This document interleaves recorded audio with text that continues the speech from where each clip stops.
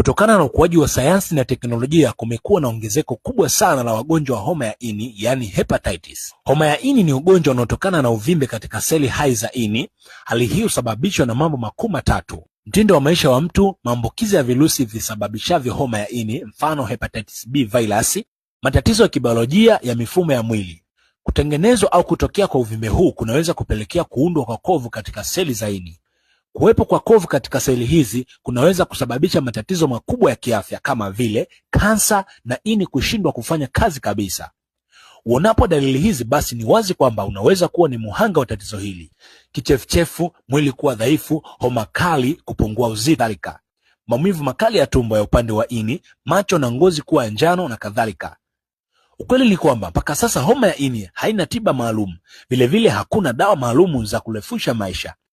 Lakini pia ugonjwa huu ukifikia hatua ya ini kuharibika au